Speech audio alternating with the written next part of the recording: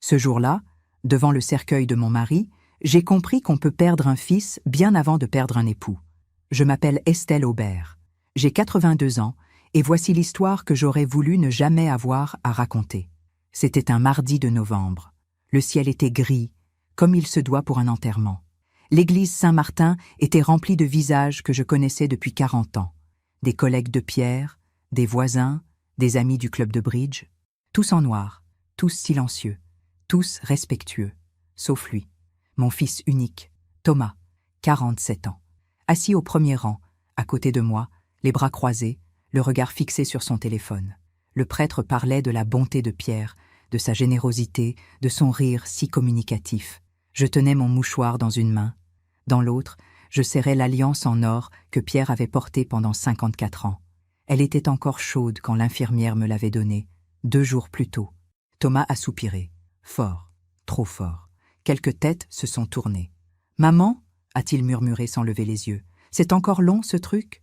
J'ai serré l'alliance plus fort. Mes articulations ont craqué. « Thomas, s'il te plaît. » Il a haussé les épaules. À la fin de la cérémonie, alors que nous sortions de l'église, ma belle-sœur Marguerite s'est approchée pour me serrer dans ses bras. Elle pleurait. Pierre était son frère aîné. Ils avaient partagé toute une enfance. Thomas est passé devant nous sans un mot. Marguerite m'a regardé, les yeux rouges. « Estelle, il va bien ?» J'ai hoché la tête, incapable de parler. Et puis, au cimetière, pendant qu'on descendait le cercueil, Thomas a dit cette phrase qui a tout changé. Franchement, c'est juste une cérémonie stupide. Il est déjà mort de toute façon. Le silence qui a suivi était plus lourd que la terre qu'on jetait sur le bois verni. J'ai fermé les yeux. J'ai senti l'alliance glisser entre mes doigts tremblants.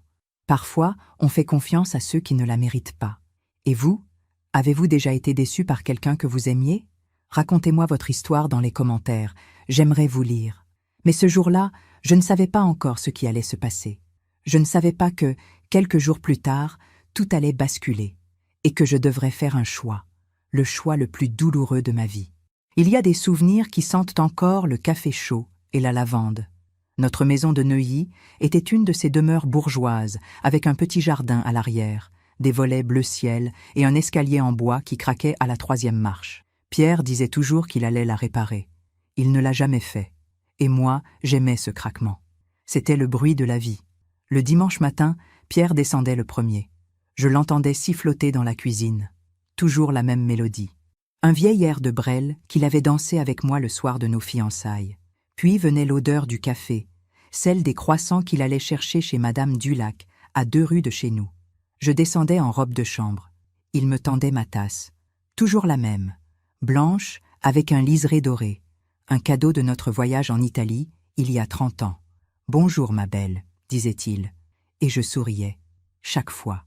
Thomas était un petit garçon doux, très doux. Il avait les yeux de son père et mon nez, ce nez un peu retroussé qui me faisait rire quand je me regardais dans le miroir. Il adorait dessiner.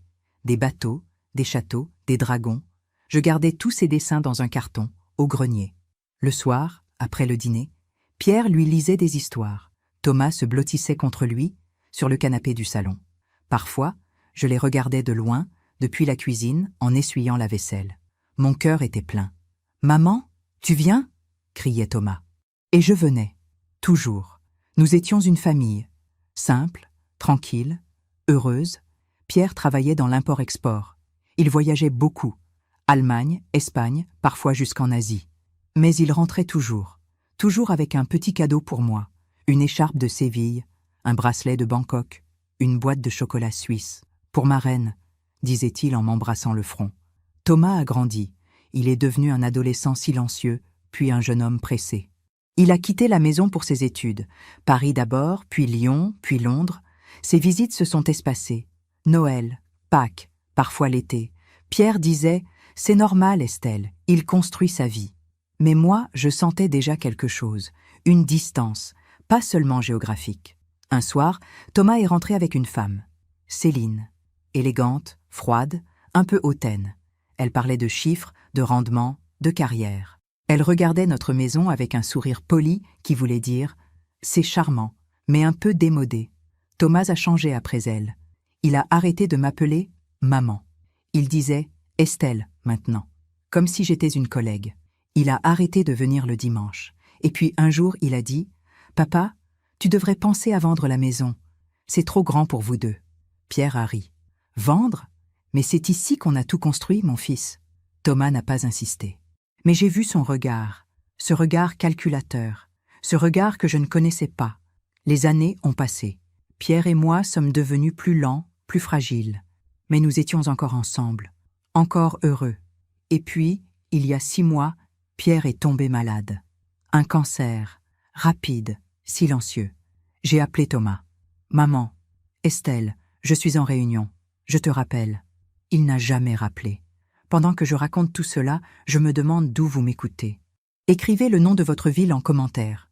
Pierre est mort un lundi matin, à 6h32. J'étais à côté de lui. Je tenais sa main. Il a murmuré mon prénom. Une dernière fois. Et puis plus rien. J'ai glissé son alliance dans ma poche. Et j'ai pleuré. Thomas est arrivé le lendemain. Pas pour me consoler. Pour organiser les formalités. Il y a des détails qu'on remarque sans vouloir les voir. Des petites fissures dans un mur qu'on croyait solide. Le lendemain de la mort de Pierre, j'ai dormi dans le fauteuil du salon. Je ne pouvais pas retourner dans notre chambre. Pas encore. Le lit était trop grand. L'oreiller de Pierre sentait encore son eau de Cologne. Cette odeur boisée qu'il portait depuis toujours. Je me suis réveillée vers 7h. Le soleil entrait par la fenêtre. J'ai entendu du bruit dans la cuisine. Thomas était là, debout près de la cafetière, au téléphone. « Oui, je sais, Céline.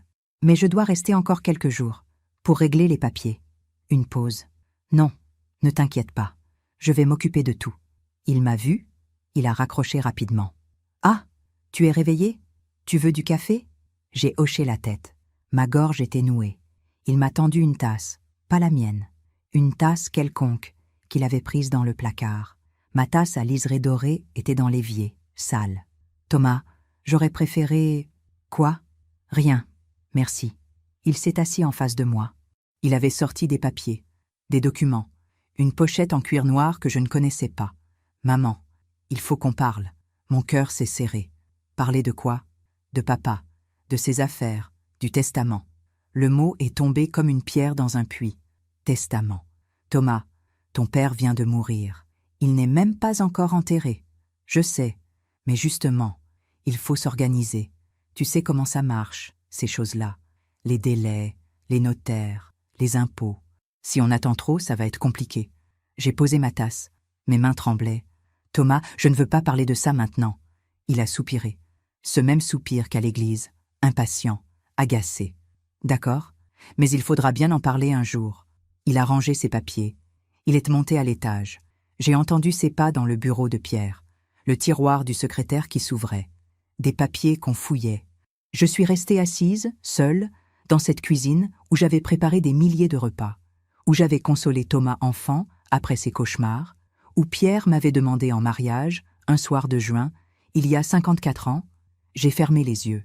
Les jours suivants ont été étranges. Thomas restait à la maison, mais il était ailleurs, toujours au téléphone, toujours devant son ordinateur. Il ne me parlait presque pas.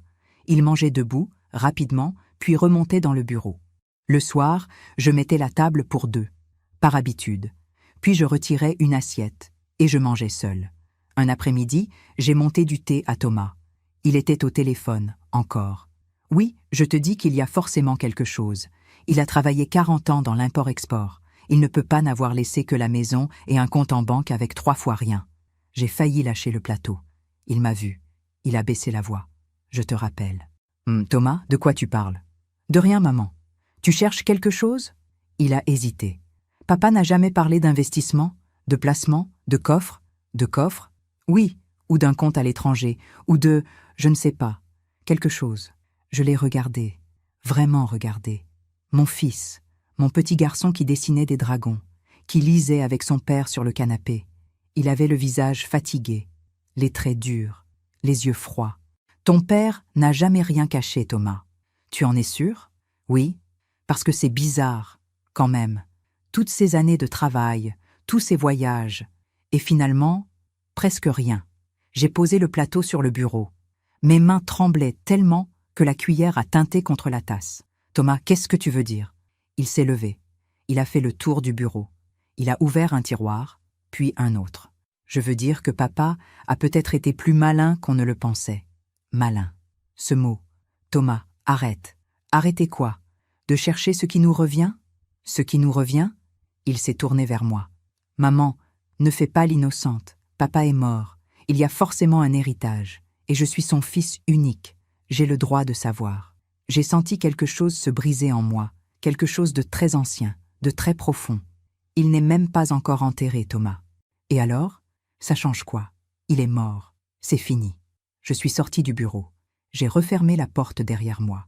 J'ai descendu les escaliers. La 3e marche a craqué. Je me suis assise dans le salon. J'ai sorti l'alliance de ma poche. Je l'ai regardée longtemps. L'or était un peu terni. À l'intérieur, il y avait une gravure, nos 2 prénoms, et une date. Pierre and Estelle. 12 juin 1971. J'ai pensé à ce jour, à ma robe blanche, aux roses dans mes cheveux, au sourire de Pierre quand il m'avait glissé cette alliance au doigt. Pour toujours, avait-il dit.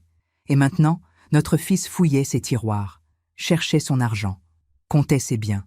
Le soir, à table, Thomas a essayé de parler normalement. « Le repas est bon, maman. » Je n'ai rien dit. « Tu as rendez-vous chez le notaire jeudi, c'est ça ?» J'ai hoché la tête. « Je vais venir avec toi, pour t'aider, pour comprendre un peu mieux la situation. La situation, pas le deuil, pas la perte, pas la douleur, la situation. Comme tu veux, Thomas. Cette nuit-là, je n'ai pas dormi. Je pensais à tout, à Pierre, à Thomas, à ce que nous étions devenus. Et je me suis demandé, à quel moment avais-je perdu mon fils? À quel moment était-il devenu cet homme que je ne reconnaissais plus? Le lendemain matin, je suis monté dans le bureau. Thomas était déjà parti faire des courses. J'ai ouvert le secrétaire. Tout était sans dessus-dessous, des papiers partout, des dossiers ouverts, des photos anciennes jetées sur le côté.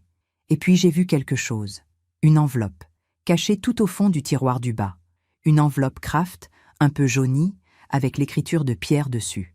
Pour Estelle, à ouvrir seulement après ma mort. Mon cœur s'est arrêté. J'ai pris l'enveloppe. Je suis redescendu. Je me suis enfermé dans la salle de bain. Et j'ai ouvert. À l'intérieur, il y avait une lettre et une clé. Une petite clé argentée, avec un numéro gravé dessus. J'ai lu la lettre. Les larmes coulaient sur mes joues.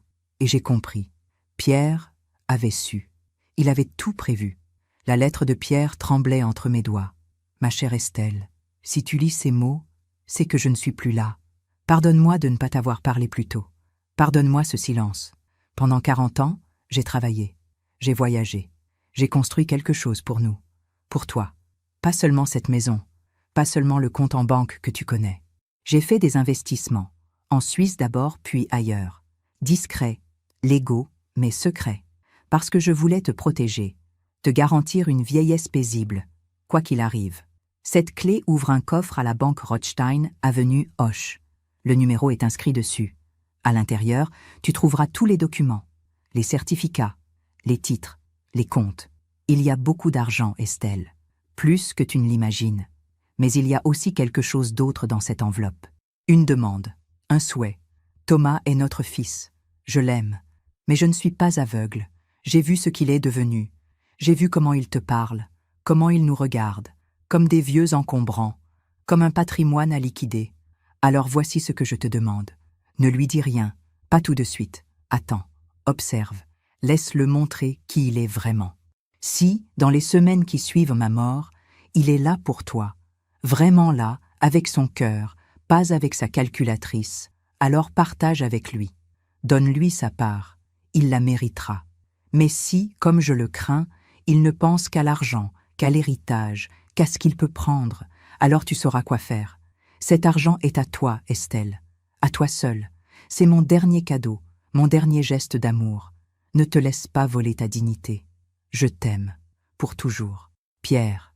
J'ai relu la lettre 3 fois. Mes larmes tachaient le papier. Pierre savait. Il avait tout vu, tout compris, et il m'avait protégé, même après sa mort. J'ai glissé la lettre et la clé dans la poche de ma robe de chambre. J'ai entendu la porte d'entrée s'ouvrir. Thomas était rentré. « Maman, tu es où ?» J'ai essuyé mes yeux. J'ai respiré profondément. « Je suis là, dans la salle de bain. Ça va ?»« Oui, oui, j'arrive. » Je me suis regardée dans le miroir. Mon visage était pâle, fatigué. vieilli. Mais mes yeux avaient quelque chose de nouveau. Une lueur, une force. Je suis descendue. Thomas déballait des courses dans la cuisine. J'ai pris du pain et du jambon. Tu en veux? Non, merci. Je n'ai pas faim. Il m'a regardée. Maman, tu devrais manger. Tu es toute pâle. Je sais, mais je ne peux pas. Il a hoché la tête. Il a préparé un sandwich. Il a mangé debout, devant l'évier. Demain, c'est l'enterrement, a-t-il dit, la bouche pleine. Oui. Tu as préparé ton discours? Mon discours? Oui. À l'église. On doit dire quelques mots, non? J'ai serré l'alliance dans ma poche. Je ne sais pas si j'en serai capable, Thomas. Bon, alors je le ferai. Tu vas dire quelques mots sur ton père? Oui. Enfin, des banalités. Tu sais comment c'est. Tout le monde s'en fout de toute façon. C'est juste pour la forme. Pour la forme. J'ai senti la colère monter en moi, mais je l'ai ravalée. Attends. Observe. Laisse-le montrer qui il est vraiment. D'accord, Thomas. Le lendemain, le jour de l'enterrement, je me suis habillée en noir. Ma robe la plus simple, celle que Pierre aimait. Thomas est descendu en costume. Cravate noire, cheveux tirés en arrière. Tu es prête? Oui. Nous sommes partis en silence. À l'église, tout le monde était là. Marguerite, bien sûr, les amis du bridge, les voisins, Monsieur Leroy, qui avait travaillé avec Pierre pendant 20 ans, Madame Dulac, la boulangère, qui pleurait dans son mouchoir. Pendant que je raconte tout cela, je me demande d'où vous m'écoutez. Écrivez le nom de votre ville en commentaire. Le prêtre a parlé. Longuement. Trop longuement pour Thomas, qui regardait sa montre toutes les 5 minutes. Et puis est venu le moment des témoignages. Monsieur Leroy s'est levé. Il a raconté une anecdote. Un voyage en Allemagne, une panne de voiture, Pierre qui avait réparé le moteur avec un bout de ficelle et du ruban adhésif. Tout le monde a ri. Doucement. Tristement. Madame Dulac a parlé aussi. Elle a dit que Pierre venait chercher ses croissants tous les dimanches depuis 30 ans, qu'il avait toujours un mot gentil, toujours un sourire. C'était un homme bon, a-t-elle dit. Et puis Thomas s'est levé. Il s'est avancé vers le micro. Il a sorti un papier de sa poche. Mon père était un homme de devoir. Il a travaillé toute sa vie. Il a fondé une famille. Il a été correct. Voilà, c'est tout ce que j'ai à dire. Correct. Le mot a résonné dans l'église comme une gifle. Il est retourné s'asseoir. Il a remis le papier dans sa poche. Marguerite m'a regardé. Elle avait les larmes aux yeux. Pas de tristesse, de colère. Après la cérémonie au cimetière, j'ai jeté une rose blanche sur le cercueil. C'était la fleur préférée de Pierre. Thomas a jeté une poignée de terre, sans un mot, sans une émotion. Et puis nous sommes rentrés. Le soir, à la maison, des gens sont venus. Des amis, des voisins. Ils ont apporté des gâteaux, du vin, des condoléances. Thomas est resté dans un coin, au téléphone. Marguerite s'est approchée de moi. « Estelle, tu vas bien? Je tiens le coup. » Et Thomas? J'ai regardé mon fils. Il riait.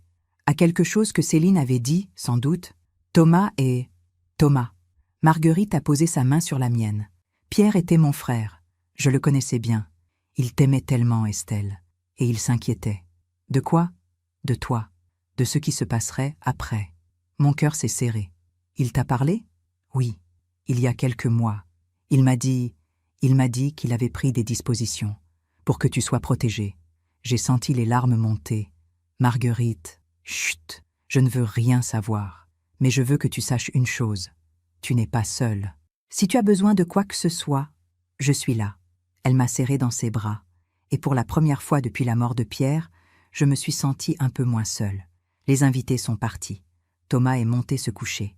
Je suis restée dans le salon, dans le noir. J'ai sorti l'alliance. Je l'ai fait tourner entre mes doigts. Et j'ai pensé à la lettre de Pierre. Attends, observe. Laisse-le montrer qui il est vraiment. J'avais attendu. J'avais observé. Et maintenant, je savais. Le lendemain matin, Thomas est descendu avec sa valise. « Maman, je rentre à Paris. Céline a besoin de moi. »« D'accord, mais je reviens jeudi, pour le rendez-vous chez le notaire. »« Le notaire, bien sûr. »« D'accord, Thomas. » Il m'a embrassé sur la joue, rapidement, comme on embrasse une étrangère. À jeudi. Il est parti. La maison est devenue silencieuse. J'ai monté dans le bureau de Pierre, j'ai ouvert le secrétaire. J'ai rangé tous les papiers que Thomas avait mis sens dessus-dessous. Et puis, j'ai pris mon manteau, mon sac, la clé, et je suis sortie. Avenue Hoche. Banque Rothstein. 2e étage. Une dame très élégante m'a reçue. Elle avait les cheveux gris, un tailleur noir, des lunettes fines. Madame Aubert? Oui, nous vous attendions. Monsieur votre mari nous avait prévenus. Toutes nos condoléances. Merci. Elle m'a guidée vers une petite salle privée.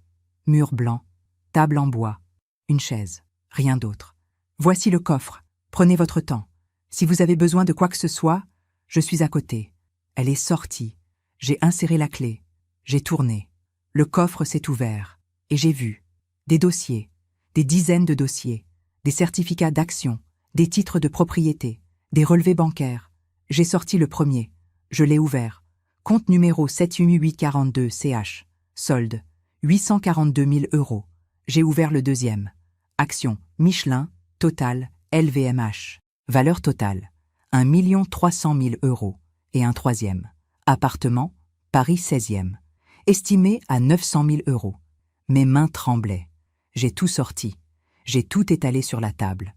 Au total, il y avait plus de 3 millions d'euros. 3 millions. Pierre avait travaillé toute sa vie, en silence, discrètement. Et il avait construit un empire. Pour moi, j'ai pleuré. Longtemps. Et puis j'ai tout rangé. J'ai refermé le coffre. Je suis rentré à la maison. Thomas ne savait rien. Et pour l'instant, je voulais que ça reste ainsi. Attends. Observe. J'attendais. Le jeudi est arrivé trop vite. J'avais passé ces 3 jours seul dans la maison. 3 jours à réfléchir, à relire la lettre de Pierre, à regarder l'alliance tourner entre mes doigts, 3 jours à me demander ce que j'allais faire. Thomas est arrivé à 9 h du matin. Il n'était pas seul. Céline était avec lui. Grande, mince, des talons aiguilles qui claquaient sur le parquet. « Bonjour Estelle », a-t-elle dit avec ce sourire froid que je connaissais.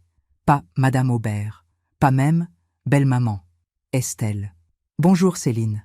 Thomas a posé sa sacoche sur la table de la cuisine. « Le notaire nous attend à 10 h.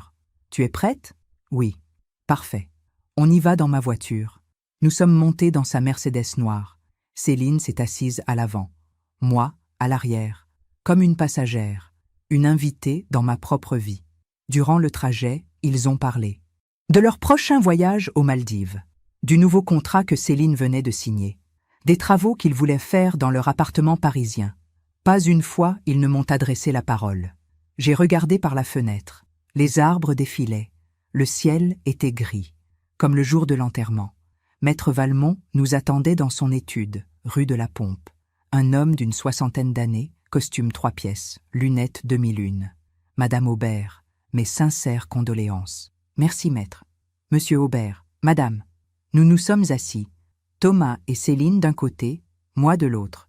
Maître Valmont a ouvert un dossier. Bien, nous sommes ici pour la lecture du testament de Monsieur Pierre Aubert, décédé le... Thomas l'a interrompu. Maître, pardonnez-moi, mais pouvons-nous aller directement à l'essentiel? Les biens, les comptes, la répartition?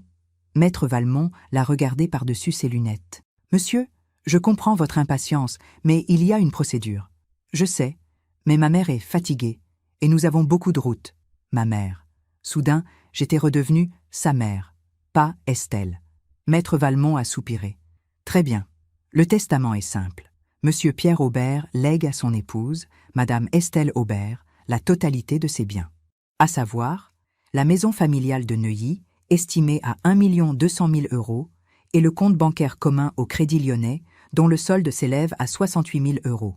Silence. Thomas a froncé les sourcils. C'est tout? Pardon? C'est tout ce qu'il y a?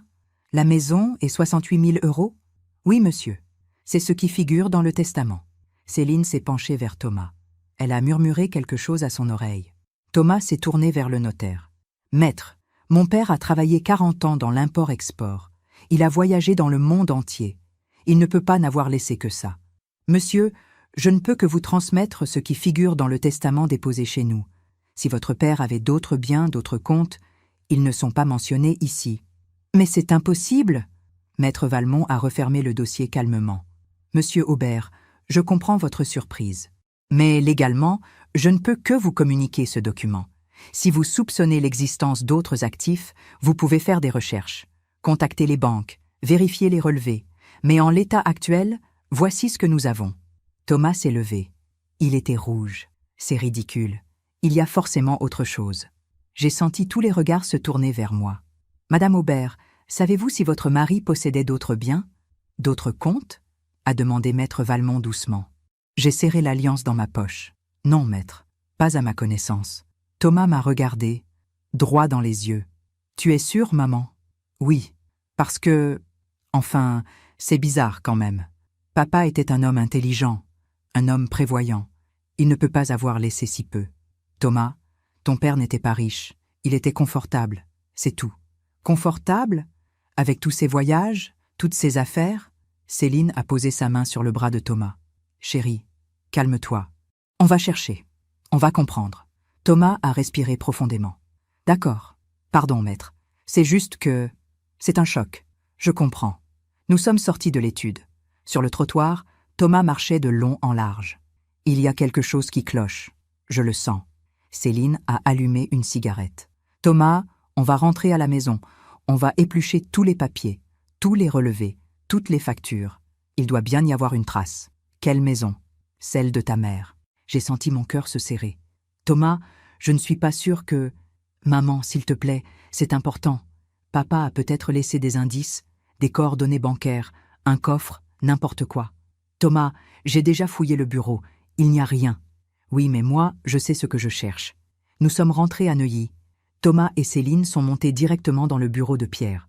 Je suis restée en bas, dans le salon, assise dans le fauteuil où Pierre lisait le journal tous les soirs. J'entendais leurs voix, des tiroirs qu'on ouvrait, des papiers qu'on froissait, des exclamations. « Regarde ça !»« Quoi ?» Un relevé. Banque Rothstein. Avenue Hoche. Mon sang s'est glacé. Qu'est-ce que ça dit? Rien. C'est juste un relevé vide, daté d'il y a 15 ans. Banque Rothstein. C'est une banque privée, non? Oui, pour les gros patrimoines. Pourquoi papa aurait eu un compte là-bas? Je ne sais pas, mais on va le découvrir. Ils sont redescendus. Thomas tenait le relevé à la main. Maman, tu connais cette banque? J'ai regardé le papier. Mon cœur battait si fort que j'avais peur qu'il l'entende. Non, papa ne t'a jamais parlé d'un compte là-bas?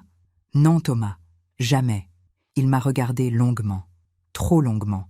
D'accord, bon, je vais les appeler demain, pour vérifier. Thomas, s'il n'y a rien dans le testament, c'est qu'il n'y a rien. Ou alors, c'est qu'il y a quelque chose que papa n'a pas voulu déclarer. Céline a souri. Un compte en Suisse, peut-être? Ou un placement offshore? Arrêtez, ai-je dit. Ma voix était sortie plus fort que je ne l'aurais voulu. Thomas et Céline se sont tus. Arrêtez de parler de votre père comme d'un fraudeur. Pierre était un homme honnête. S'il n'a rien déclaré, c'est qu'il n'y avait rien à déclarer. Maman, calme-toi. Non, je ne me calme pas. Vous êtes ici depuis 1 heure, et tout ce que vous faites, c'est fouiller, chercher, calculer. Votre père est mort il y a 1 semaine. 1 semaine. Et vous pensez déjà à l'argent. Thomas a baissé les yeux. Maman, ce n'est pas ce que tu crois. Alors dis-moi ce que je dois croire. Il n'a rien dit. Céline a pris son sac. Bon, je crois qu'on devrait y aller. Laissez Estelle se reposer. Oui, tu as raison. Thomas a rangé le relevé dans sa poche. Maman, je suis désolée, je ne voulais pas te blesser. C'est juste que… Tout ça est compliqué. Tout ça? Le deuil, l'héritage, les papiers. J'ai fermé les yeux. Au revoir, Thomas. Au revoir, maman. Ils sont partis. J'ai attendu d'entendre la voiture démarrer, de la voir disparaître au bout de la rue. Et puis je suis montée dans le bureau. Le tiroir était ouvert, des papiers étaient éparpillés.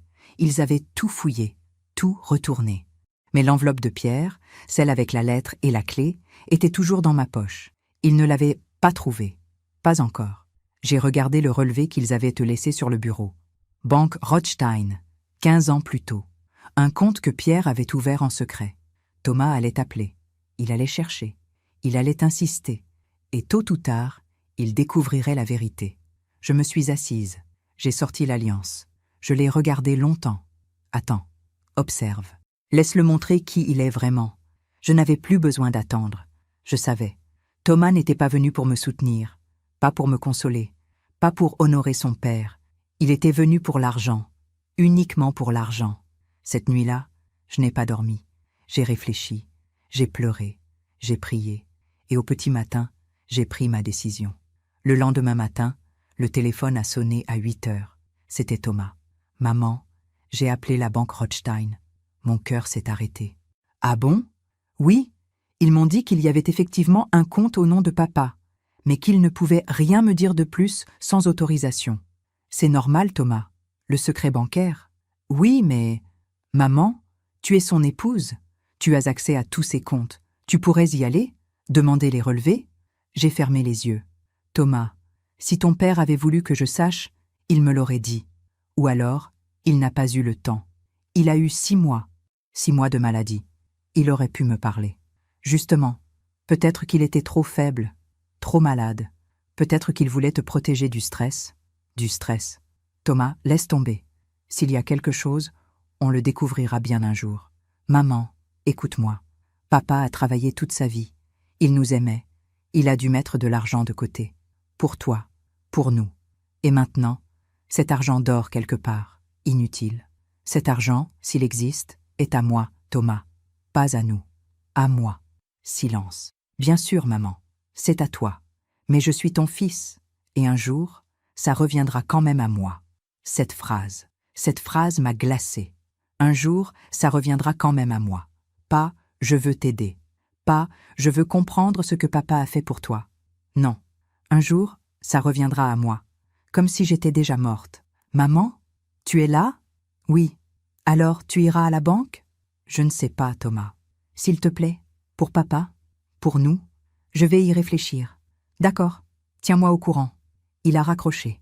Je suis restée assise, le téléphone à la main, pendant de longues minutes. Et puis j'ai fait quelque chose que je n'avais jamais fait. J'ai appelé Marguerite. Allô? Marguerite, c'est Estelle. Estelle? Comment vas-tu? J'ai besoin de te parler. Bien sûr. Viens, tout de suite. Je t'attends. Marguerite habitait à Versailles, dans une petite maison avec un jardin plein de roses. Elle m'a ouvert la porte en tablier. Elle préparait une tarte. Entre, ma chérie. Assieds-toi. Je fais du thé. Nous nous sommes installés dans son salon. Les murs étaient couverts de photos. Pierre enfant, Pierre adolescent, Pierre et Marguerite, le jour de son mariage à elle. Alors, dis-moi tout. J'ai sorti l'alliance de ma poche. Je l'ai posée sur la table. Marguerite. Pierre t'a parlé, n'est-ce pas? Elle a regardé l'alliance. Puis moi. Oui? De quoi? Elle a hésité. De tout? De toi? De Thomas? De ce qu'il avait prévu? Il t'a dit combien? Non, il ne m'a rien dit de précis. Juste qu'il avait fait des placements, qu'il voulait te protéger, et qu'il avait peur. Peur de quoi? De Thomas. Les larmes sont montées. Il pensait que Thomas allait... Oui, il pensait que Thomas allait tout vouloir. Tout prendre, sans réfléchir, sans penser à toi. Et il avait raison.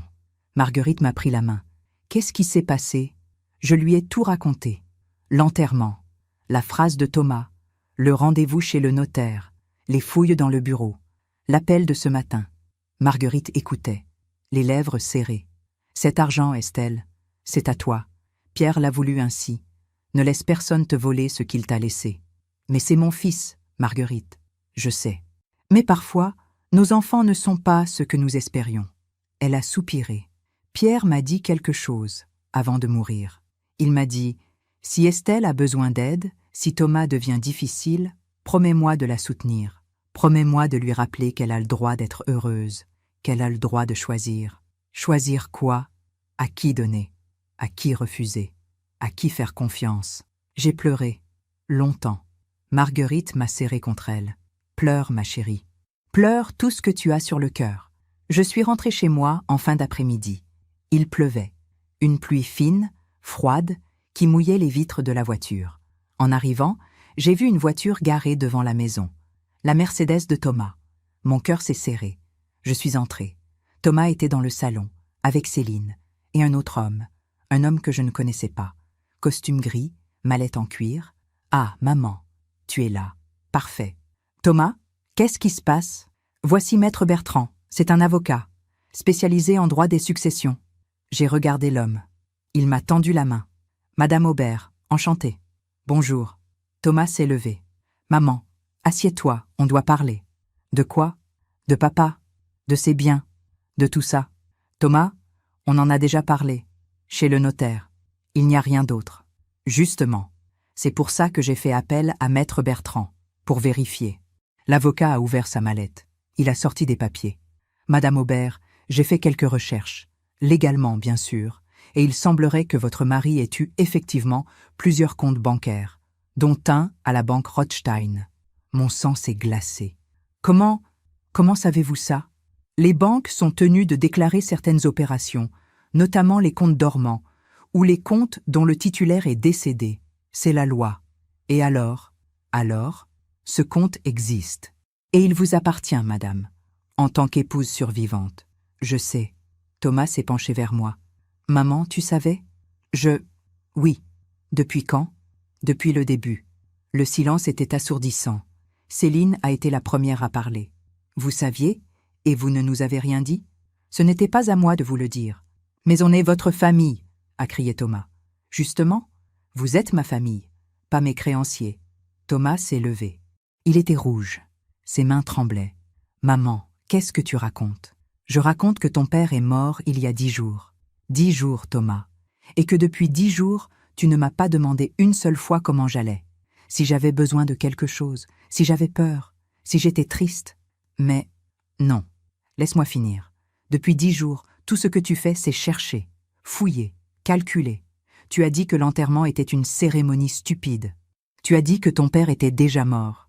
Maman, c'était juste une phrase. Je ne pensais pas. Si, tu pensais. Et moi, je t'ai écouté, je t'ai observé, et j'ai compris. Les larmes coulaient sur mes joues, mais ma voix était ferme. Ton père le savait. Il savait que tu viendrais pour l'argent.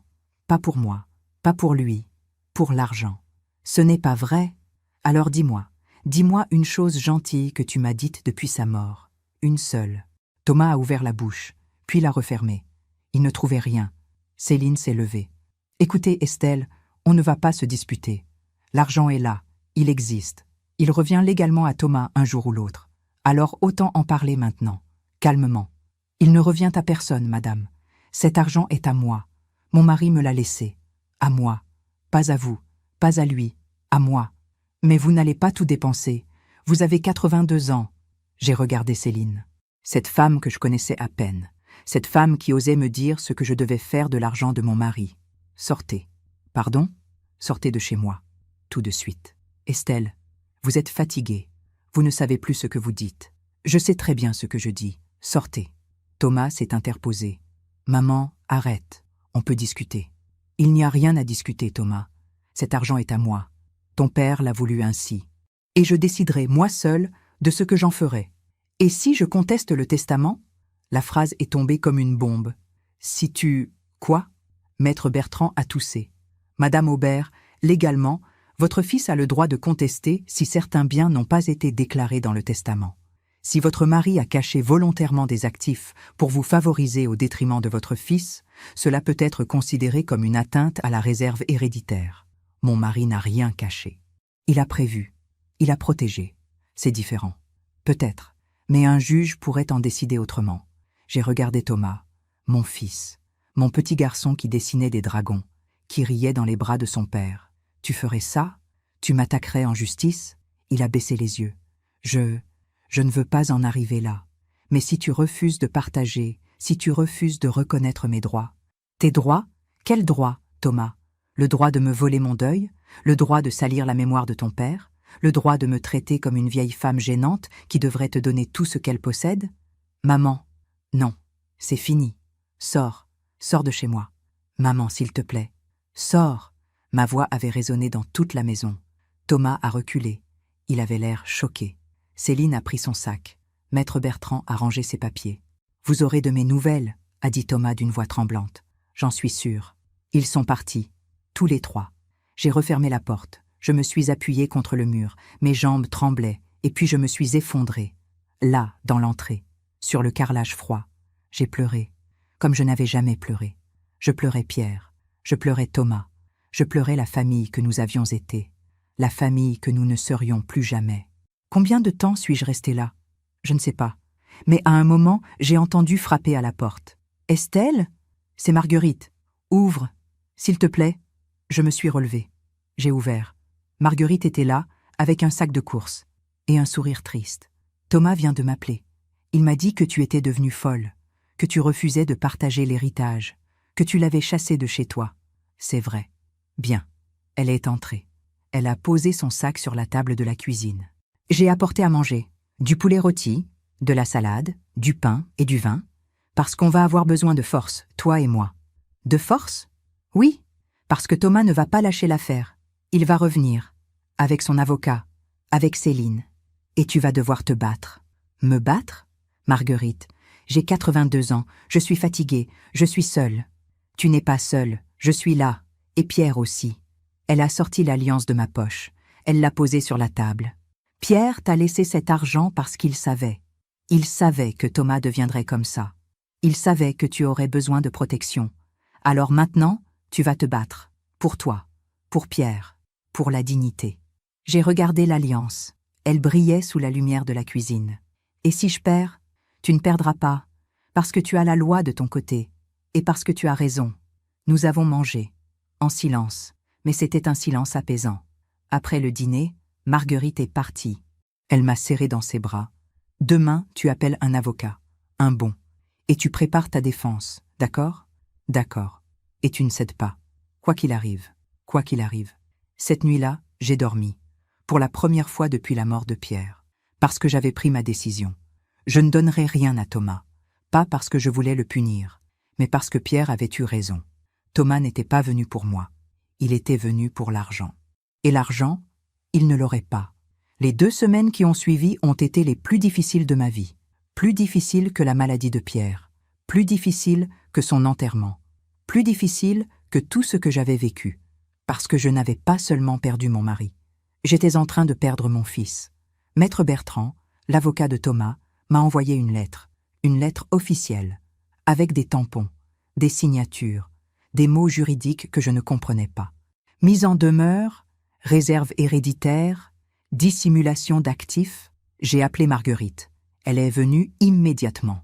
Il faut que tu prennes un avocat, Estelle, tout de suite. Elle m'a recommandé Maître Dubois. Une femme d'une 50aine d'années, cheveux courts, regard déterminé. Nous nous sommes rencontrés dans son cabinet, boulevard Haussmann. Madame Aubert, racontez-moi tout depuis le début. Je lui ai tout expliqué. La lettre de Pierre, le coffre, les 3 millions, le comportement de Thomas, la menace de procès. Elle m'a écouté sans m'interrompre, puis elle a souri. Madame, vous n'avez rien à craindre. Votre mari a fait les choses correctement. Il a placé son argent de manière légale. Il vous l'a légué dans un testament. Vous êtes son épouse. Vous avez tous les droits. Mais Thomas parle de réserve héréditaire. La réserve héréditaire concerne uniquement les biens déclarés dans la succession. Or, votre mari n'a pas déclaré ses comptes dans son testament parce qu'il vous appartenait déjà en partie, en tant qu'épouse. Il n'a rien dissimulé. Il a simplement protégé son patrimoine. Et vous? Alors Thomas ne peut rien faire? Il peut essayer. Il peut contester. Mais il perdra. Le testament est clair. Les placements sont légaux. Et vous n'avez aucune obligation de partager avec votre fils de votre vivant. J'ai respiré pour la première fois depuis 2 semaines. Mais, Madame Aubert, oui, préparez-vous, parce que ce genre de conflit, ça détruit les familles. Je sais. Vous êtes sûr de vouloir aller jusqu'au bout? J'ai sorti l'alliance de ma poche. Je l'ai regardée. Oui. Le lendemain, Thomas m'a appelé. Maman, on doit parler. Je n'ai rien à te dire, Thomas. S'il te plaît, juste une conversation. Sans avocat. Sans Céline. Juste toi et moi. J'ai hésité. D'accord. Quand? Maintenant. Je suis devant la maison. Mon cœur s'est serré. J'ai ouvert la porte. Thomas était là, seul. Il avait maigri. Il avait des cernes sous les yeux. Entre. Nous nous sommes assis dans le salon, là où Pierre lisait son journal, là où Thomas jouait enfant. Maman, je suis désolée. De quoi? De tout. De ce que j'ai dit. De ce que j'ai fait. Je me suis mal comportée. J'ai attendu, sans rien dire. Papa vient de mourir. J'étais perdue. J'étais en colère. Pas contre toi. Contre la vie. Contre l'injustice. Et j'ai tout mélangé. Thomas, non. Laisse-moi finir. Je sais que j'ai été horrible. À l'enterrement. Chez le notaire. Ici. Mais je ne pensais pas ce que je disais. C'était le choc. La tristesse. Il avait les larmes aux yeux. Maman, je t'aime. Tu es ma mère. Je ne veux pas te perdre. J'ai senti quelque chose se briser en moi. Mon fils, mon petit garçon. Il pleurait. Thomas, s'il te plaît, maman, oublie les avocats, oublie l'argent. On s'en fout de l'argent. Ce qui compte, c'est nous. Toi et moi. J'ai voulu le croire. J'ai voulu tellement le croire. Thomas, si c'est vraiment ce que tu penses, oui, c'est ce que je pense. Alors, retire ta plainte. Dis à ton avocat que tu abandonnes. Il a hésité. Maman, ce n'est pas si simple. Si, c'est très simple. Si tu m'aimes, si tu ne veux pas me perdre, retire ta plainte. Mais, et l'argent? Quel argent? L'argent de papa. Et là, j'ai compris. Il n'était pas venu pour s'excuser. Il était venu pour négocier. Thomas, sors. Quoi?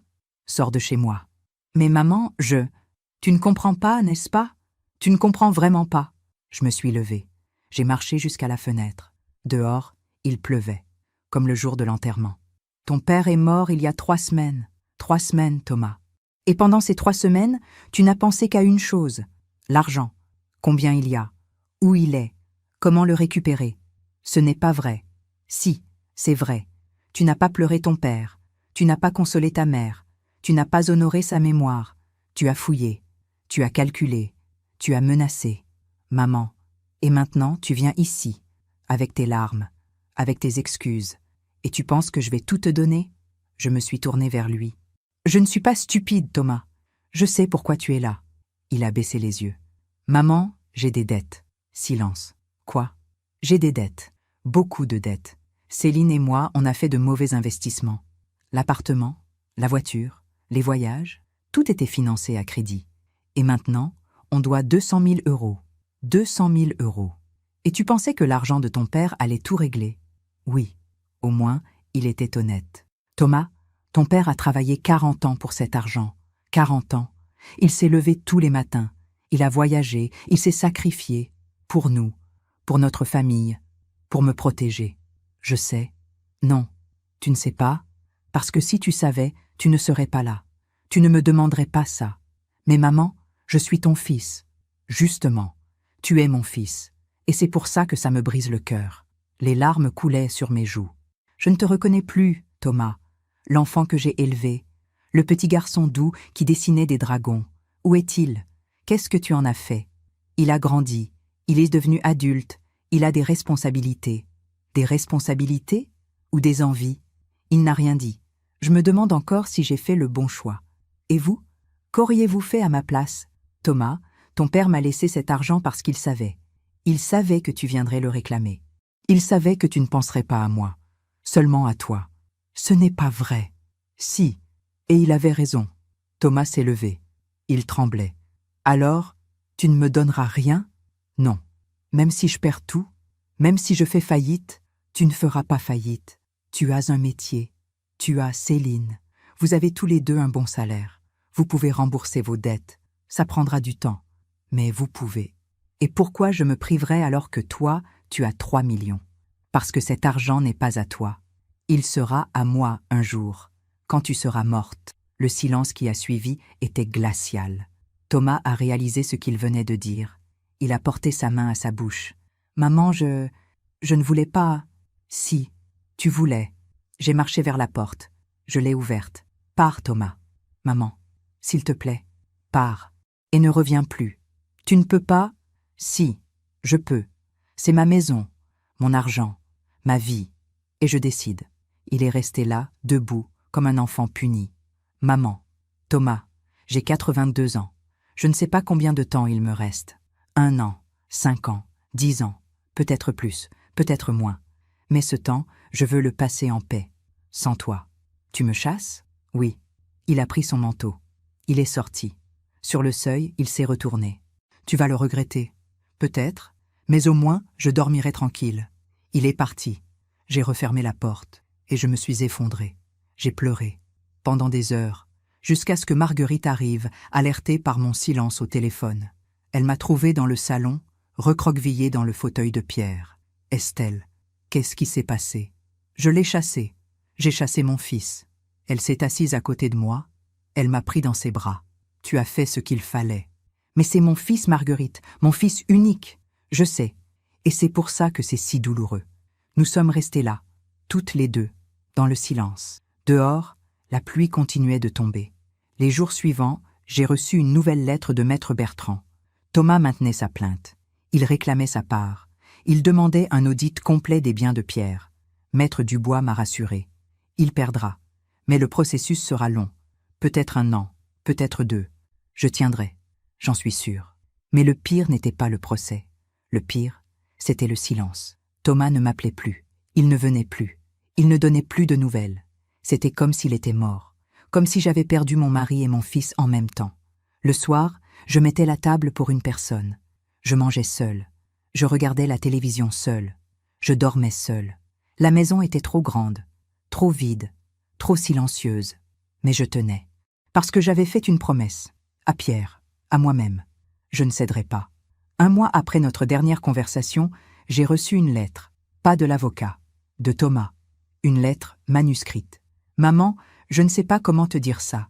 Mais je crois qu'on a tous les deux perdu quelque chose. Toi, tu as perdu ton fils. Moi, j'ai perdu ma mère. Je ne sais pas si c'est définitif.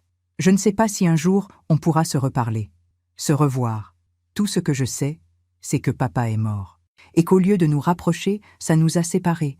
Je ne te demande pas pardon, parce que je ne pense pas avoir fait quelque chose de mal. Je pense que j'ai juste défendu mes droits. Mais je te souhaite d'être heureuse, avec ton argent, avec ta maison, avec ta solitude. Adieu, maman. Thomas, adieu. Pas au revoir. Pas à bientôt. Adieu. J'ai plié la lettre. Je l'ai rangée dans le tiroir du secrétaire, avec l'alliance. Et j'ai continué à vivre, seule, mais digne. 3 mois ont passé. 3 mois de silence, 3 mois de solitude. 3 mois à réapprendre à vivre sans Pierre, sans Thomas. Les premières semaines ont été terribles. Je me réveillais la nuit, le cœur serré. Je pensais à mon fils, à ce qu'il était devenu, à ce que j'avais perdu. Mais petit à petit, quelque chose a changé. Pas dans le monde, en moi. Un matin de février, je me suis réveillée et j'ai regardé par la fenêtre. Il neigeait, une neige fine, légère, qui recouvrait le jardin d'un manteau blanc. Et j'ai pensé, c'est beau. C'était la première fois depuis la mort de Pierre que je trouvais quelque chose de beau. Je suis descendue. J'ai préparé du café, dans ma tasse à liseré doré, celle que Pierre m'offrait chaque matin. Je me suis assise à la table de la cuisine. Et j'ai compris. J'avais passé 3 mois à pleurer, à regretter, à me demander si j'avais fait le bon choix. Mais maintenant, j'étais sûre. Pierre avait eu raison. Il m'avait protégée. Il m'avait donné les moyens de rester digne. Et Thomas avait montré qui il était vraiment. Non pas un fils aimant, mais un homme cupide. Un homme qui comptait les jours jusqu'à ma mort pour hériter. Je n'avais rien à regretter. Ce jour-là, j'ai pris une décision. J'ai appelé Maître Dubois. « Madame Aubert, comment allez-vous ?»« Bien. Mieux même. J'ai besoin de vous voir, pour parler de l'argent. Vous voulez abandonner? Céder à votre fils? » « Non, au contraire. Je veux agir. » Nous nous sommes rencontrés le lendemain, dans son cabinet. « Maître, voici ce que je veux faire. Cet argent, je ne le dépenserai jamais en entier. J'ai 82 ans. Je vis simplement. Je n'ai pas besoin de 3 millions. » « D'accord. Alors je veux en faire quelque chose d'utile. Quelque chose qui aurait rendu Pierre fier. J'ai sorti une liste que j'avais préparée pendant des jours. Je veux créer une fondation, au nom de Pierre, pour aider les femmes âgées en difficulté, celles qui sont seules, celles qui ont été abandonnées par leurs enfants, celles qui n'ont plus personne. Maître Dubois m'a regardée. Elle avait les larmes aux yeux. « Madame Aubert, c'est magnifique. Je veux donner 1 million, tout de suite, pour que la fondation démarre. Le reste, je le garde, pour vivre, pour être tranquille. Et à ma mort, tout ira à la fondation. Rien à Thomas. Vous êtes sûr? Oui. Et si Thomas l'apprend? Il l'apprendra, tôt ou tard. Mais à ce moment-là, ce sera trop tard. L'argent sera parti, vers ceux qui en ont vraiment besoin. Nous avons commencé les démarches, les papiers, les signatures, la création officielle de la Fondation Pierre Aubert. Ça m'a pris 2 mois. 2 mois de rendez-vous, de formulaires, d'autorisation. Mais en avril, la Fondation était née. J'ai organisé une petite cérémonie, à la mairie de Neuilly. Rien de grand. Juste Marguerite, Maître Dubois, le maire, et quelques amis. Marguerite m'a serré dans ses bras. Pierre serait si fier de toi. Je sais. Et Thomas? Il sait? Non, pas encore. Il va le découvrir. Je sais. Le soir, je suis rentrée chez moi. J'ai monté dans le bureau de Pierre. J'ai ouvert le tiroir. J'ai sorti l'alliance. Je les regardais longtemps. L'or brillait sous la lumière de la lampe. Pierre et Estelle, 12 juin 1971. Je l'ai fait, mon amour. J'ai fait ce que tu voulais. J'ai protégé ta mémoire. J'ai aidé ceux qui en ont besoin. Et j'ai préservé ma dignité. J'ai glissé l'alliance à mon doigt, à côté de mon alliance de mariage. Maintenant, je portais les deux, comme un symbole, comme un bouclier. Les semaines qui ont suivi ont été apaisantes. J'ai rencontré les premières bénéficiaires de la fondation.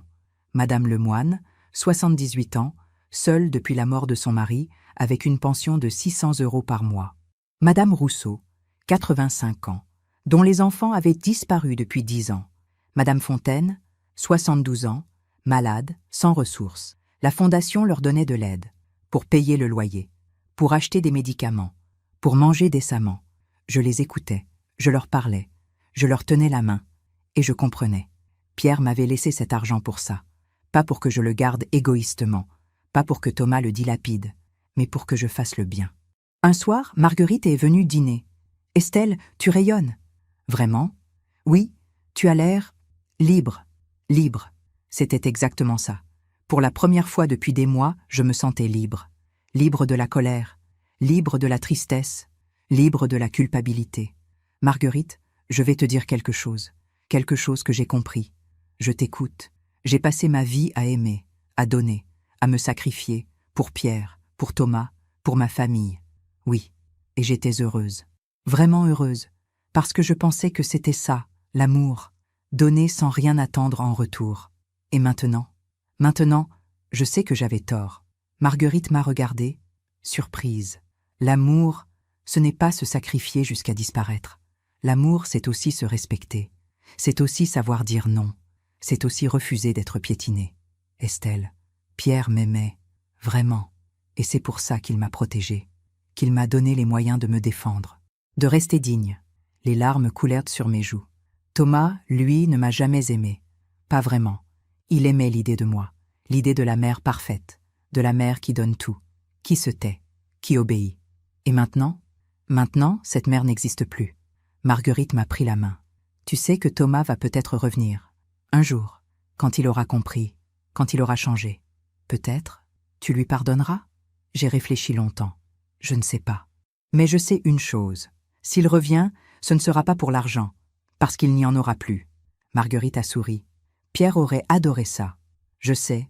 En mai, j'ai reçu un coup de fil. De Maître Bertrand, l'avocat de Thomas. Madame Aubert, je vous appelle pour vous informer que mon client retire sa plainte. Mon cœur s'est arrêté. Pardon ? Monsieur Thomas Aubert retire sa plainte. Il abandonne toute revendication sur la succession de son père. Pourquoi ? Je ne peux pas vous le dire. C'est confidentiel. Mais sachez que cette décision est définitive. D'accord. Merci. J'ai raccroché. J'ai appelé Marguerite immédiatement. Marguerite, Thomas a retiré sa plainte. Quoi ? Mais pourquoi ? Je ne sais pas. Nous avons cherché. Nous avons posé des questions. Et finalement, nous avons compris. Thomas et Céline avaient divorcé. Leur appartement avait été saisi. Leurs biens vendus. Ils étaient ruinés. Et Thomas, seul, sans argent, sans plus rien, avait abandonné. Pas par amour pour moi, pas par regret, mais par épuisement. J'aurais dû me sentir heureuse, victorieuse. Mais je ne ressentais rien, juste une tristesse infinie. Mon fils avait tout perdu. Et moi, je n'éprouvais même plus de colère, juste de la pitié. Un soir, j'ai écrit une lettre. À Thomas, une lettre que je n'ai jamais envoyée. Mon fils, je sais que tu as retiré ta plainte. Je sais que tu as tout perdu. Ta femme, ta maison, ton argent. Peut-être penses-tu que je suis heureuse, que je me réjouis de ta chute. Mais non, je suis triste, infiniment triste, parce que j'aurais voulu que tu comprennes, pas en perdant tout, mais en grandissant, en réfléchissant, en devenant l'homme que ton père espérait. Mais la vie a ses propres leçons, et parfois, ces leçons sont douloureuses. Ton père m'a laissé de l'argent, beaucoup d'argent, et tu pensais qu'il te revenait, que c'était ton dû, mais cet argent n'était pas à moi non plus, pas vraiment. Alors j'ai décidé de le donner, pas à toi, mais à ceux qui en ont vraiment besoin. J'ai créé une fondation, au nom de ton père, pour aider les femmes seules, les femmes abandonnées, les femmes qui, comme moi, ont tout donné et qui se retrouvent seules, 1 million d'euros est déjà parti. Le reste partira à ma mort. Tu n'auras rien. Et tu sais quoi? Je dors mieux maintenant, parce que je sais que cet argent fera du bien, qu'il soulagera des souffrances, qu'il redonnera de la dignité. Je ne sais pas si tu reviendras un jour, si tu frapperas à ma porte, si tu me demanderas pardon. Mais si tu le fais, sache que je ne te pardonnerai pas pour l'argent. Je te pardonnerai parce que tu es mon fils, et qu'une mère n'oublie jamais. Estelle. J'ai plié la lettre, je l'ai rangée avec l'alliance, et j'ai continué à vivre. La fondation grandissait. Chaque mois, nous aidions de nouvelles femmes.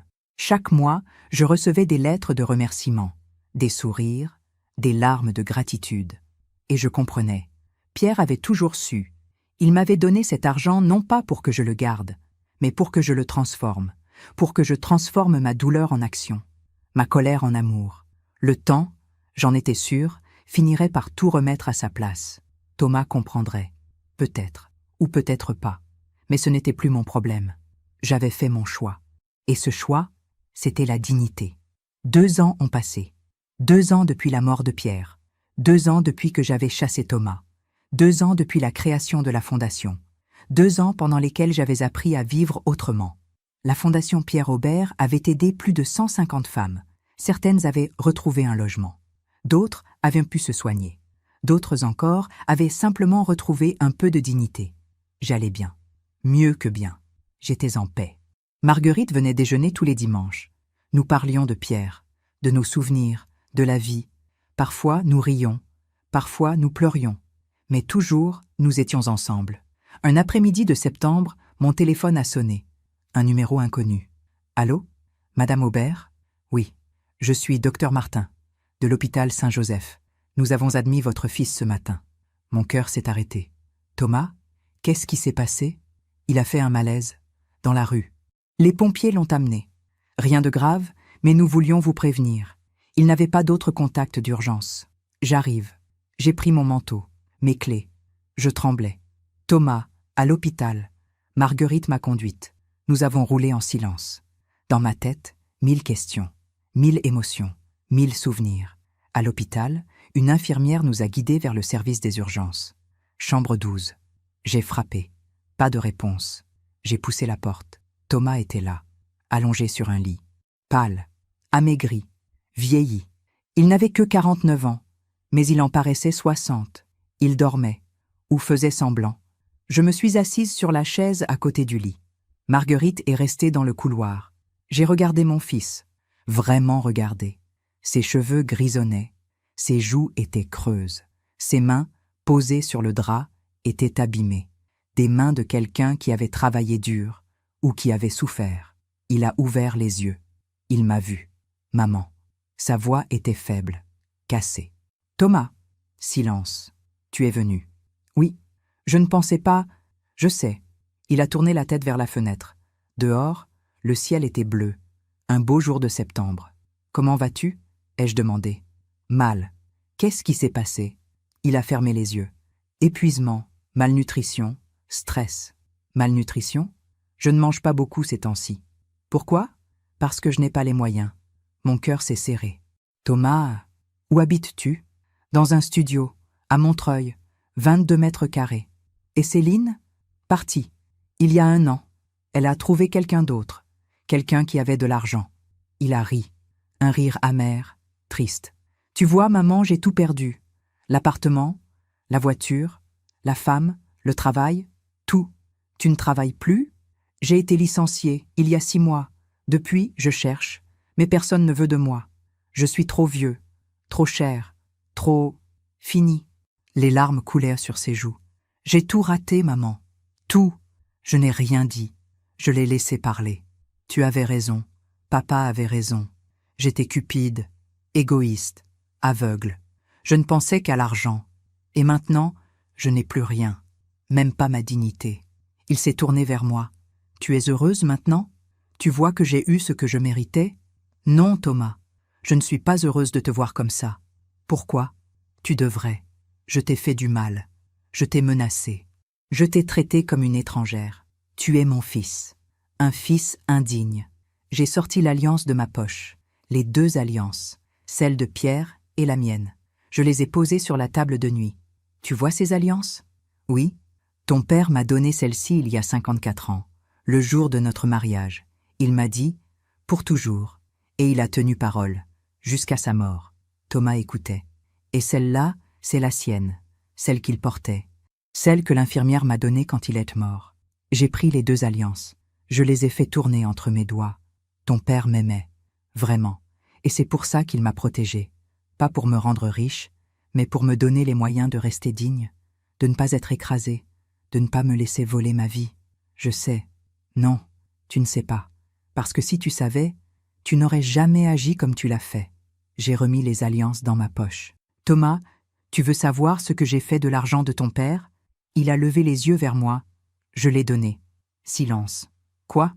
J'ai créé une fondation, au nom de Pierre, pour aider les femmes âgées en difficulté, celles qui sont seules, abandonnées, celles qui n'ont plus personne. Thomas était figé. Tu as donné l'argent? 1 million d'euros. Oui, le reste partira à ma mort. Tout, jusqu'au dernier centime. Mais pourquoi? Parce que cet argent n'était pas à moi. Pas vraiment. C'était un cadeau que je devais transmettre, pas à toi, mais à ceux qui en avaient vraiment besoin. Il a fermé les yeux. Alors je n'aurai rien. Non. Même maintenant, même quand je crève de faim, Thomas, tu ne crèves pas de faim. Tu as fait des choix. Tu as vécu au-dessus de tes moyens. Tu as dépensé sans compter. Tu as compté sur l'héritage de ton père pour tout régler. Et maintenant, tu paies. C'est ça, je paie. Oui, mais pas parce que je te punis. Parce que la vie te rend ce que tu lui as donné. Il a ouvert les yeux. Qu'est-ce que tu veux dire? Tu as traité ton père comme un compte en banque. Tu m'as traité comme un obstacle. Tu as méprisé notre deuil. Et maintenant, tu es seul, sans argent, sans amour, sans dignité. La vie t'a rendu exactement ce que tu as donné. Elle m'avait traité de folle. Des années plus tard, j'ai retrouvé ce même regard vide dans un couloir d'hôpital. La vie finit toujours par rendre ce qu'on lui donne. Thomas pleurait, en silence. Ses épaules tremblaient. « Maman, je suis désolée, tellement désolée. Je sais. Je peux revenir ?» J'ai réfléchi longtemps. « Thomas, tu peux revenir, mais pas pour l'argent, parce qu'il n'y en a plus. Je m'en fiche, de l'argent. Je veux juste ma mère. Tu veux ta mère maintenant. Maintenant que tu as tout perdu. Mais où étais-tu quand j'avais besoin de toi? Quand Pierre était malade? Quand je pleurais seule dans cette grande maison? Je sais, j'ai été horrible. Oui, mais je peux changer. Je peux devenir meilleure. Peut-être, mais ça prendra du temps. Combien de temps? Je ne sais pas. Le temps qu'il faudra. Le médecin est entré. Madame Aubert, votre fils peut sortir demain, mais il faudra qu'il se repose, qu'il mange correctement, qu'il prenne soin de lui. Merci, docteur. Le médecin est parti. Thomas m'a regardé. Maman, je n'ai nulle part où aller. Où habites-tu? Dans un studio. Mais je n'ai pas payé le loyer depuis 3 mois. Le propriétaire va me mettre dehors. J'ai serré les alliances dans ma poche. Thomas, écoute-moi bien. Je vais t'aider. Pas parce que tu le mérites, mais parce que tu es mon fils. Et qu'une mère n'abandonne jamais. Merci. Merci, maman. Mais j'ai des conditions. Lesquelles? Tu vas venir habiter à la maison. Dans ta chambre d'enfant. Le temps de te remettre sur pied. D'accord. Tu vas chercher du travail. N'importe quel travail. Peu importe le salaire. Tu vas travailler. D'accord. Et tu vas m'aider. À la fondation. À aider les autres. Gratuitement. Pour apprendre ce que c'est que donner sans rien attendre en retour. Thomas a hoché la tête. Et si tu recommences? Si tu me parles mal? Si tu cherches à profiter? Si tu me mens? Tu pars? Définitivement? Je te le promets, maman. Je serai différent. Le temps me le dira. Je me suis levée. J'ai pris mon sac. Je reviens demain. Pour te chercher. Maman? Oui? Merci. Je suis sortie. Dans le couloir, Marguerite m'attendait. Alors? Il va venir à la maison. Tu es sûre? Non. Mais je dois essayer. Pour Pierre. Pour moi. Et s'il recommence? Alors ce sera fini. Vraiment fini. Nous sommes rentrés. En silence. Ce soir-là, j'ai préparé la chambre de Thomas. J'ai changé les draps. J'ai ouvert la fenêtre pour aérer. J'ai sorti ces vieux dessins du grenier. Ces dessins de dragons qu'il faisait enfant. Et j'ai pleuré. Pas de tristesse. Pas de colère.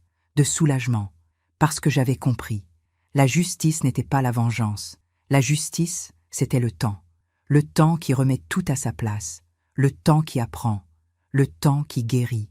Thomas avait tout perdu. Non pas parce que je l'avais puni, mais parce que ses propres choix l'avaient détruit. Et maintenant, il avait une chance, une dernière chance, de redevenir l'homme que son père avait espéré. Le lendemain, je suis allé le chercher.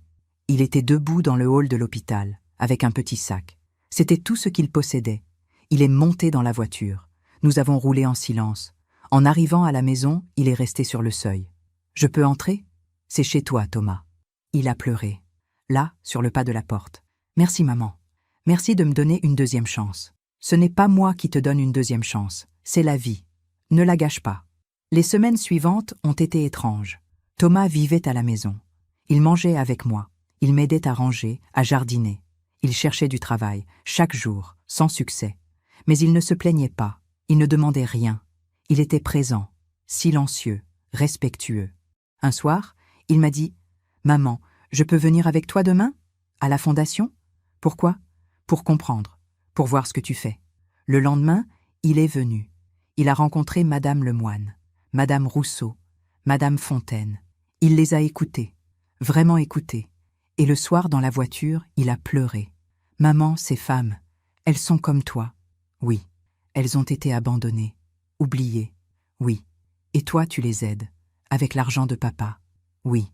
Je suis tellement désolé, tellement honteux. » Je sais. 3 mois après son retour, Thomas a trouvé un travail. Vendeur dans une librairie, un petit salaire, mais honnête. Il louait toujours sa chambre à la maison. Il payait une petite participation. Il m'aidait à la fondation tous les week-ends. Et petit à petit, je voyais un changement. Pas dans ses paroles, dans ses actes. Il était devenu l'homme que Pierre aurait voulu qu'il soit. Un soir, nous étions assis dans le salon, là où Pierre lisait son journal. « Maman, je peux te demander quelque chose ? » « Oui, papa. » Il savait, n'est-ce pas ? Quoi ? Que j'allais devenir comme ça, cupide, égoïste. Oui, il savait. Et il t'a protégé. Oui, il était intelligent. Oui, il l'était. Thomas a souri, un sourire triste. Je regrette tellement, tellement de choses. Je sais, tu me pardonneras un jour ? J'ai sorti les alliances, je les ai regardées. Thomas, le pardon n'est pas quelque chose qu'on donne, c'est quelque chose qui vient, avec le temps, avec les actes. Alors je vais continuer, à être meilleur, chaque jour. C'est tout ce que je demande. La vie, j'en étais sûr, avait rendu sa justice. Thomas avait payé, cher, mais il avait appris. Et moi, j'avais retrouvé mon fils, pas l'ancien Thomas, mais un nouveau, un homme meilleur, un homme digne de porter le nom de son père. Aujourd'hui, j'ai 84 ans, 84 printemps, 84 étés, 84 automnes, 84 hivers, et je suis encore là, dans cette maison où j'ai tout vécu, les joies, les peines, les naissances, les morts, les trahisons, les pardons. Pierre est parti il y a 4 ans maintenant, 4 ans pendant lesquels j'ai appris à vivre autrement, sans lui, mais avec lui, parce qu'il est toujours là, dans les murs, dans les meubles, dans mon cœur. Thomas vit toujours ici. Dans sa chambre d'enfant, il travaille à la librairie le matin, et l'après-midi, il m'aide à la fondation. Il ne parle plus d'argent, il ne compte plus, il donne, simplement, humblement. Il n'est pas redevenu le petit garçon d'autrefois, mais il est devenu un homme bien, un homme qui a compris, qui a changé, qui honore la mémoire de son père. Ce matin, nous avons pris le café ensemble, dans la cuisine. Lui buvait dans une tasse quelconque, moi, dans ma tasse à liseré doré. Celle que Pierre m'offrait chaque dimanche. « Maman, tu as bien dormi ? » ?»« Oui. Et toi ? » ?»« Oui. J'ai rêvé de papa. Mon cœur s'est serré. »« Ah oui ? De quoi ? » ?»« Il était dans le jardin. Il taillait les rosiers. Et il souriait. Il avait l'air en paix. Il l'est, Thomas. J'en suis sûre. Nous avons bu notre café en silence. Un silence doux, apaisant. Puis Thomas est parti travailler. Et je suis montée dans le bureau de Pierre. J'ai ouvert le tiroir du secrétaire. J'ai sorti les 2 alliances, celle de Pierre et la mienne. Je les ai regardées longtemps. L'or était un peu plus terni, mais les gravures étaient toujours là. Pierre et Estelle, 12 juin 1971. 54 ans de mariage, 54 ans d'amour, de fidélité, de respect. Pierre m'avait tout donné. sa vie, son nom, sa protection. Et même après sa mort, il continuait à me protéger. Grâce à lui, j'avais pu résister, j'avais pu rester digne, j'avais pu choisir de ne pas céder, choisir de ne pas me laisser voler, choisir de donner à ceux qui en avaient vraiment besoin. La Fondation Pierre Aubert avait maintenant 4 ans. 4 ans pendant lesquels nous avions aidé plus de 300 femmes, 300 vies changées, 300 sourires retrouvés, 300 dignités restaurées. Cet argent que Thomas voulait tant, cet argent qu'il croyait être son droit, cet argent avait sauvé des vies. Et ça, Pierre l'aurait adoré. J'ai glissé les alliances à mon doigt. Les deux, comme je le fais chaque jour, et j'ai pensé à tout ce chemin parcouru. Il y a 4 ans, j'étais une veuve brisée, une mère trahie, une femme seule face à la cupidité de son propre fils. Aujourd'hui, j'étais une femme en paix, une mère qui avait retrouvé son fils, une fondatrice qui changeait des vies. Le deuil m'avait transformée, pas écrasée, transformée. J'avais appris que l'amour n'était pas se sacrifier jusqu'à disparaître, que la bonté n'était pas se laisser piétiner, que la famille n'était pas une excuse pour tout accepter. J'avais appris à dire non, à poser des limites, à choisir ma dignité plutôt que la paix à tout prix. Et cette leçon, je voulais la partager, pas seulement avec les femmes de la Fondation, mais avec toutes celles qui m'écoutent, toutes celles qui, comme moi, ont donné toute leur vie, qui se sont oubliées, qui ont tout accepté. Mes chers amis, si vous m'écoutez aujourd'hui, sachez ceci. Vous avez le droit de dire non. Vous avez le droit de vous protéger. Vous avez le droit d'être heureuse, même à 80 ans, même à 90 ans. Il n'est jamais trop tard pour choisir la dignité. Ne laissez personne, même vos propres enfants, vous traiter comme un obstacle, comme un compte en banque, comme une vieille femme gênante. Vous êtes précieuse, vous êtes importante, vous méritez le respect. Et si quelqu'un ne vous respecte pas, alors il ne mérite pas votre amour. Cet après-midi, une nouvelle femme est venue à la Fondation. Madame Petit, 75 ans, seule depuis la mort de son mari. Ses 2 enfants ne lui parlent plus. Ils attendent qu'elle meure pour hériter de son appartement. Elle pleurait en me racontant son histoire. « Madame Aubert, je me sens si seule, si inutile. » Je lui ai pris la main. « Vous n'êtes pas seule, et vous n'êtes pas inutile. Vous êtes ici, avec nous, et nous allons vous aider. » Mais mes enfants, vos enfants ont fait un choix, le mauvais choix. Mais vous pouvez faire un autre choix. Le choix de vivre, de vous protéger, d'être heureuse. Elle m'a regardée avec des yeux pleins d'espoir. Vous pensez vraiment que c'est possible ? Je le sais, parce que je l'ai fait. Je lui ai raconté mon histoire. Pierre, Thomas, l'enterrement, la trahison, le combat, la Fondation. Elle m'a écouté sans m'interrompre. Et à la fin, elle a souri, pour la première fois. Merci, Madame Aubert.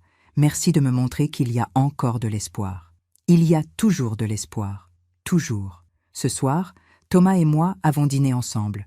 J'avais préparé un poulet rôti, comme Pierre les aimait. Maman, tu sais quoi ? Non. Dis-moi. Aujourd'hui, à la librairie, un client m'a parlé de papa. Il le connaissait. Ils avaient travaillé ensemble il y a 20 ans. Ah bon ? Oui. Et il m'a dit que papa était l'homme le plus honnête qu'il avait jamais rencontré. Qu'il était généreux, loyal. Bon, les larmes sont montées. C'est vrai. Ton père était tout ça. Je regrette tellement de ne pas l'avoir compris plus tôt. Il le sait, Thomas. Où qu'il soit, il le sait. Tu crois ? J'en suis sûre. Thomas a souri. Maman, je voulais te dire quelque chose. Oui ? Merci. Merci de ne pas m'avoir abandonné. Merci de m'avoir donné une 2e chance. Merci de m'avoir appris ce que signifie vraiment aimer. Tu es mon fils, Thomas. Je sais. Et maintenant, je suis fière de l'être. Nous avons terminé le repas en silence. Un silence heureux. Puis Thomas a fait la vaisselle. Moi, je suis montée dans le bureau. J'ai ouvert le tiroir. J'ai sorti la lettre, celle que Pierre m'avait laissée, celle qui avait tout changé. Je l'ai relue, pour la 100e fois. Cet argent est à toi, Estelle. À toi seule. C'est mon dernier cadeau, mon dernier geste d'amour. Ne te laisse pas voler ta dignité. Je t'aime. Pour toujours. Pierre. Pour toujours. Oui, mon amour. Pour toujours. J'ai replié la lettre. Je l'ai rangée avec les alliances. Et j'ai pensé à tout ce que j'avais vécu, tout ce que j'avais appris, tout ce que j'avais transmis. Si mon histoire aide ne serait-ce qu'une femme à ouvrir les yeux, alors tout cela aura eu un sens. Parce que c'est ça, le vrai héritage. Pas l'argent, pas la maison, pas les biens, mais la dignité, le courage, l'amour vrai, celui qui protège, qui élève, qui libère. Pierre me l'a appris, et maintenant je le transmets. À Thomas, aux femmes de la Fondation, à vous toutes qui m'écoutez. La vie est courte, trop courte pour la passer à se soumettre, à se taire, à accepter l'inacceptable. Alors levez-vous, parlez, choisissez, choisissez votre bonheur, votre paix, votre dignité. Et si quelqu'un vous dit que vous êtes égoïste, que vous êtes dur, que vous êtes ingrate, souriez, parce que vous savez. Vous savez que vous êtes simplement une femme qui a décidé de se respecter. Et ça, personne ne peut vous le voler. Ce soir, avant de me coucher, je suis descendue dans le salon. Thomas lisait. Dans le fauteuil de Pierre. Il a levé les yeux. « Bonne nuit, maman. Bonne nuit, mon fils. » Je suis montée dans ma chambre. J'ai ouvert la fenêtre. Le ciel était étoilé. Et j'ai murmuré vers les étoiles. « Merci, Pierre. Merci pour tout. Merci de m'avoir aimée. Merci de m'avoir protégée. Merci de m'avoir appris à être forte. » Le vent a soufflé doucement, comme une réponse, et je me suis endormie, paisiblement, parce que j'avais fait ce qu'il fallait, parce que j'avais honoré sa mémoire, parce que j'avais choisi la dignité. Et ça, c'était le plus beau des héritages. Merci de m'avoir écouté jusqu'au bout. Si cette histoire a touché votre cœur, abonnez-vous et activez la cloche pour entendre d'autres femmes qui ont transformé la douleur en sagesse. Chaque jour, une femme. Une leçon de vie. Partagez cette histoire avec quelqu'un que vous aimez. Parfois, une histoire change toute une journée. Que Dieu vous bénisse et à très bientôt.